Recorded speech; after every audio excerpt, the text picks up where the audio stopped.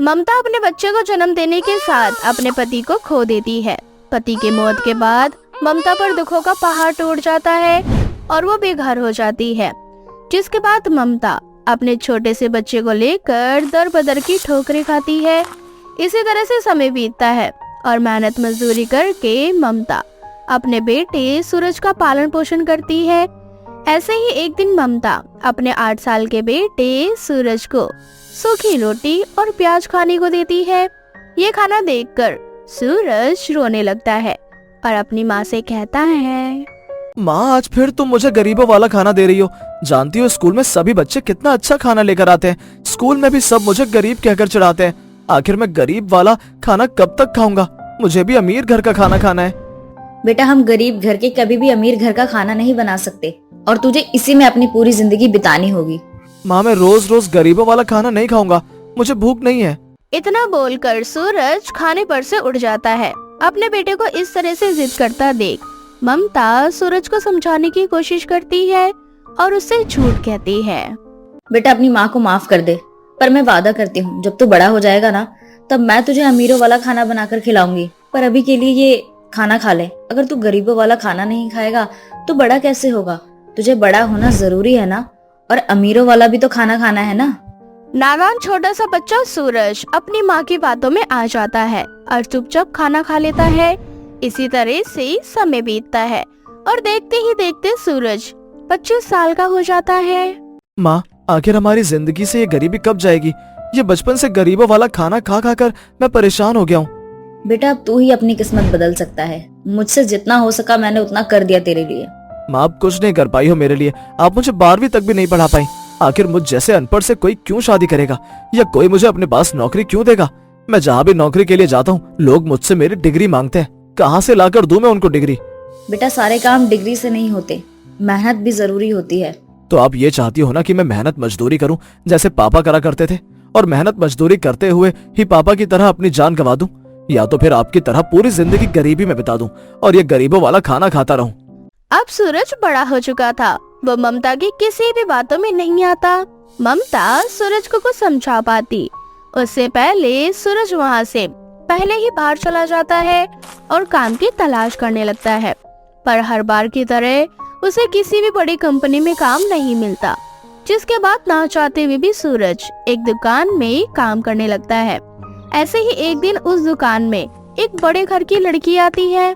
उसे देखकर सूरज उस पर मोहित हो जाता है और उससे बात करने की कोशिश करता है। मैं इस लड़की से कैसे बात करूं? कैसे ऐसे अपने दिल की बात बताऊं? नहीं, मेरा इससे बात करना सही नहीं होगा।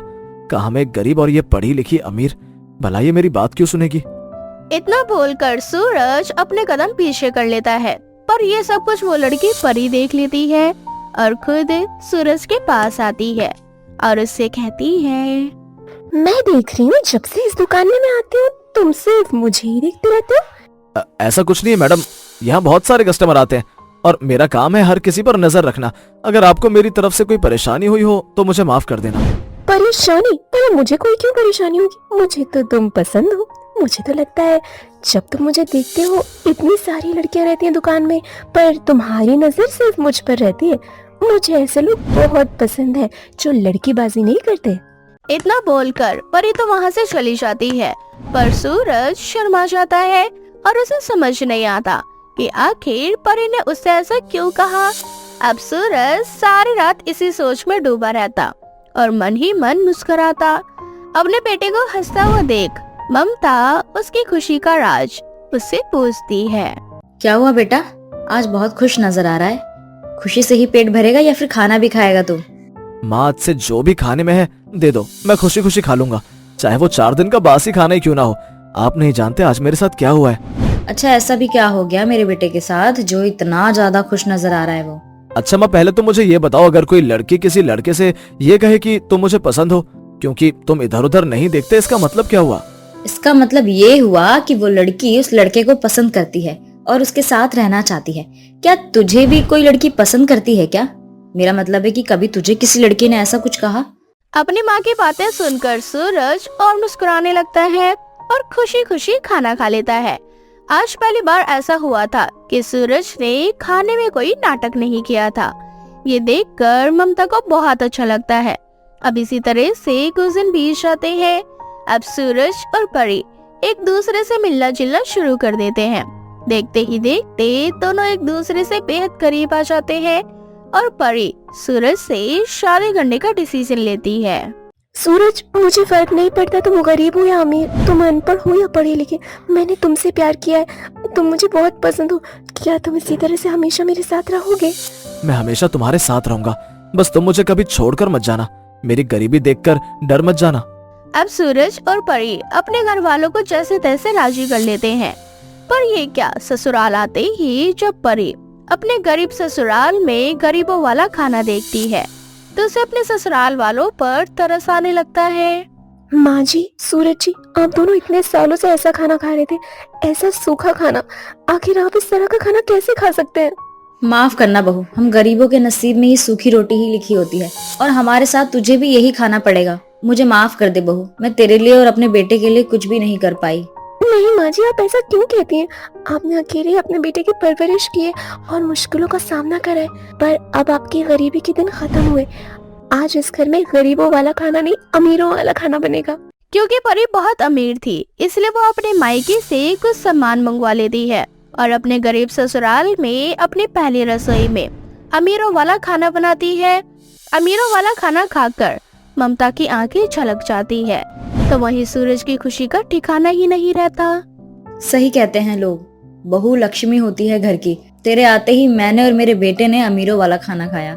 ये सब कुछ तेरी वजह से हुआ है बहू। माँ जी, अब हमारी गरीबी वाले दिन चले गए। अब से आप और सूरज जी यही खाना खाएंगे और सूरज जी मेरी कंपनी में काम करेंगे।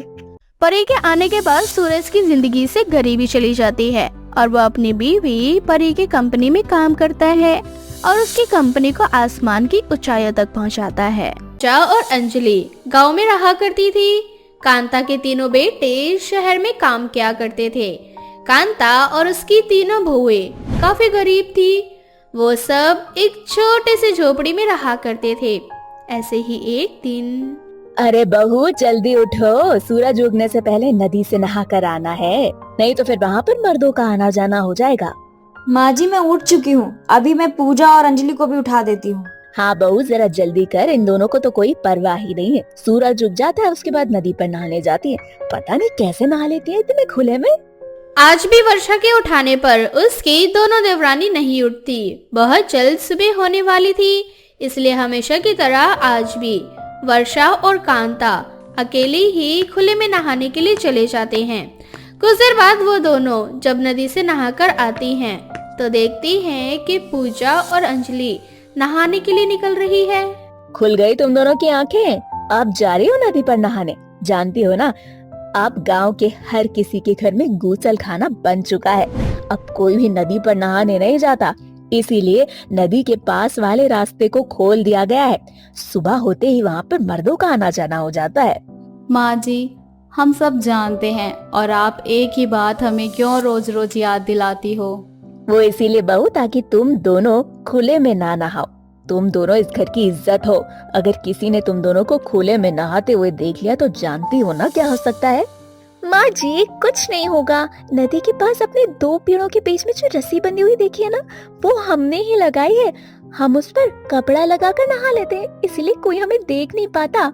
वर्षा और कांता के लाख समझाने पर भी अंजलि और पूजा अपनी इन हरकतों से बाज नहीं आती और खुले में नहाने के लिए चली जाती है। उन दोनों के जाने के बाद वर्षा अपनी सास से कहती है, माँ जी, ये दोनों कभी नहीं सुधरेंगे। जब तक घर में गुसल खाना नहीं बन जाता तब तक ना ये ऐसे ही मनमानी करती रहेंगी। आप मेरी बात मानो तो जल्द से जल्द घर के अंदर ना गुसल खाना बनवा दो। वैसे भी गांव में हर किसी के पास गुसल खाना है। बहुत चाहती तो मैं भी यही हूँ, पर तू तो जानती है ना हम कितने गरीब हैं। हमारे पास इतना पैसा नहीं कि हम गुसल खाना बनवा सकें। बेचारी वर्षा भी क्या कर सकती थी, वो भी अपनी सास के दुखों से अनजान थी। अब इसी तरह से कुछ दिन बीत जाते हैं और एक दिन कांता की तबीयत खराब हो जाती है, जिस वजह से वर्षा अपनी सास के साथ सुबह नहाने के लिए नहीं जा पाती। और जब उसकी दोनों देवरानी नहाने के लिए जा रही होती है तो वर्षा अपनी दोनों देवरानियों से कहती है, तुम दोनों नदी में नहाने जा रही हो? हाँ दीदी, पर आप ये सवाल क्यों पूछ रही हो जबकि आप तो बहुत अच्छे से जानती हो। वैसे मुझे ना कुछ पूछना था तुमसे। क्या सच में तुम खुले में नहाने जाती हो? मेरा मतलब है कि तुम्हें कोई देखता नहीं है क्या? दीदी, अगर आपको हमारी बातों पर विश्वास नहीं होता तो आप खुद हमारे साथ चल सकती हैं। हम दोनों कितनी सेफ्टी के साथ खुले में नहाते हैं। ठीक है, आज मैं भी तुम दोनों के साथ नहाने के लिए जाऊंगी। माँ जी की तबीयत खराब है और वो तो नहाने वाली नहीं है आज। और तुम्हें तो पता है ना कि मुझे अकेले अंधेरे में नहाने में बहुत डर लगता है। वर्षा अपनी दोनों देवरानियों के साथ खुले में नहाने के लिए चली जाती है, जहां अंजलि और पूजा अपनी साड़ी उतार कर उस तार पर टांग देती है और नदी कपड़ों से चारों तरफ से घिर जाता है। पर्दा लगा होने की वजह से वर्षा को भी नहाने में हिचकिचाहट नहीं होती और तीनों बहू एक साथ मजे से खुले में नहाती है। अंजलि, पूजा, तुम दोनों का ये प्लान बहुत अच्छा है। इस तरह से नहाने में कितना मजा आ रहा है, हमें कोई देख भी नहीं पा रहा। चारों तरफ साड़ियों का पर्दा लगा है। खुले में नहाने का तो मजा ही अलग है। अब समझ में आया दीदी कि हम इतनी सुबह ठंड में नहाने क्यों नहीं आते। इतने अंधेरे और ठंड में भला कौन आए, जब हम दिन में भी अपने हिसाब से नहा सकते हैं। उधर देखो, सारे मर्द आराम से आ और जा रहे हैं और इधर हम तीनों भी आराम से खुले में नहा रहे हैं। पता नहीं गुसल खाने में क्या रखा है जो लोगों ने अपने घरों में गुसल खाना बनवा लिया और उसी में नहाते हैं। मुझे भी बहुत मजा आ रहा है। अब ना मैं ऐसे ही नहाऊंगी तुम दोनों के साथ। अब वर्षा भी अपनी दोनों देवरानियों के साथ खुले में नहाने लगती है और अपनी सास का साथ छोड़ देती है। वर्षा को भी अपनी दोनों बहुओं के रंगों में रंगता देख कांता की चिंता बढ़ने लगती है और वो अपने बेटों को फोन करके कुछ पैसे मांगती है। बेटा, घर में गुसल खाना बनवाना बहुत जरूरी है। अब नदी पर कोई नहीं जाता, वहाँ का रास्ता भी पूरी तरह से खुल चुका है। हर समय भीड़ लगी रहती है। इस तरह से बहुओं को खुले में नहाना सही नहीं है।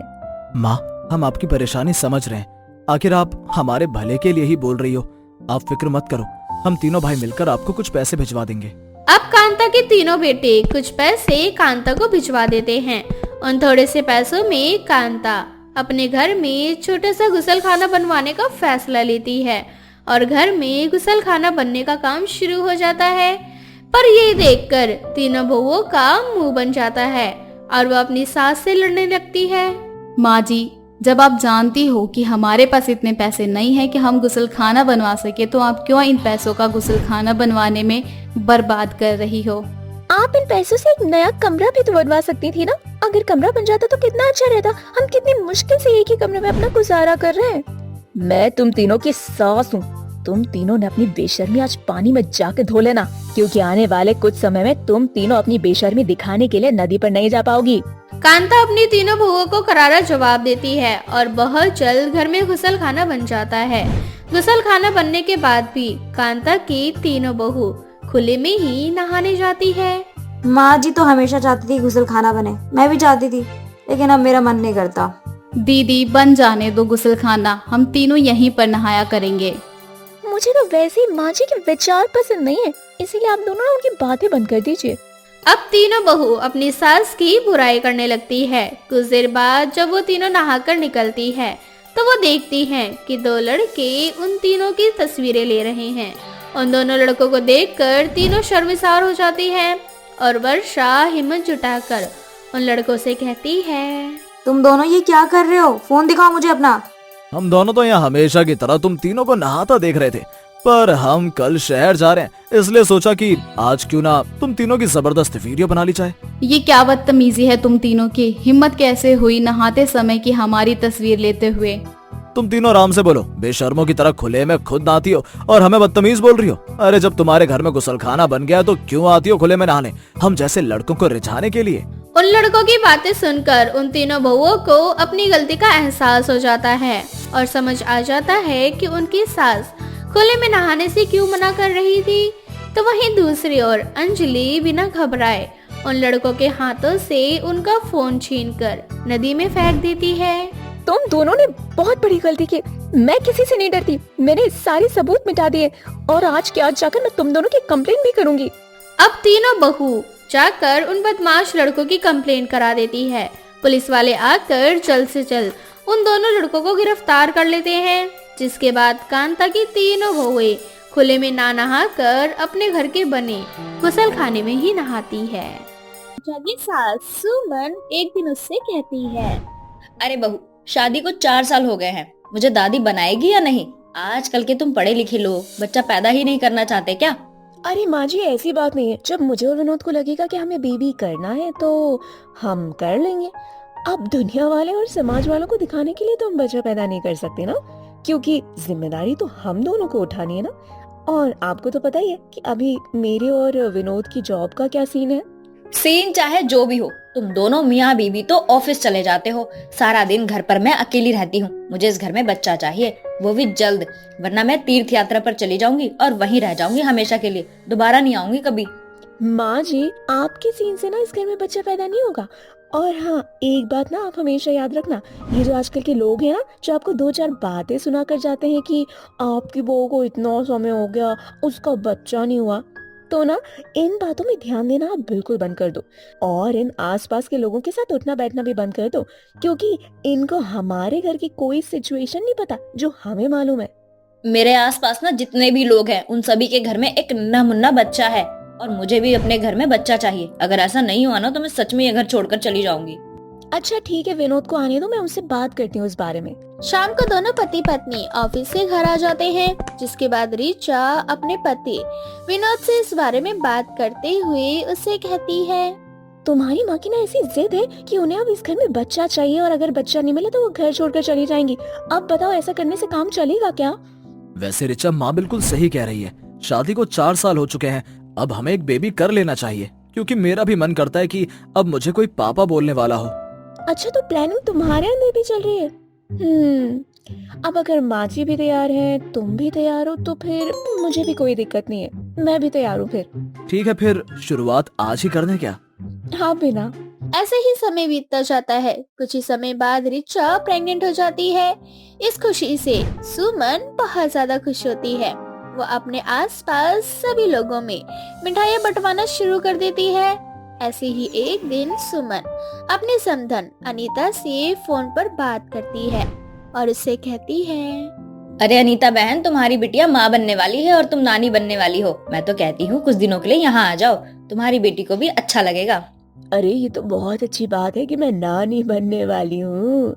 बहुत समय बाद ही खुशियाँ मेरे पास आई हैं। वैसे फिलहाल कुछ दिनों से मेरी तबीयत ठीक नहीं चल रही है। जैसे ही मेरी तबीयत में सुधार आएगा मैं अपनी बेटी से मिलने आ जाऊंगी। क्या हो गया बहन, तुम्हारी तबीयत तो ठीक है ना? अरे बहन, कुछ भी समझ में नहीं आ रहा। उल्टियाँ, चक्कर, अजीब अजीब सा मन हो रहा है मेरा। हे भगवान, प्रेग्नेंट मेरी बहू है। प्रेगनेंसी वाले लक्षण तो आपके अंदर दिखाई दे रहे हैं। कहीं ऐसा तो नहीं कि भाई साहब ने? अरे नहीं नहीं बहन, बुढ़ापे में तो ये सब लगता ही रहता है। कुछ उल्टा पुल्टा खा लिया होगा, इस वजह से मेरी तबीयत ठीक नहीं है। चलो ठीक है, अपना ध्यान रखना।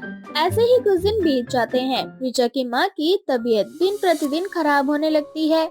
ये देखकर ऋचा अपनी माँ के पास जाती है और उसे पास के ही अस्पताल में ले जाती है।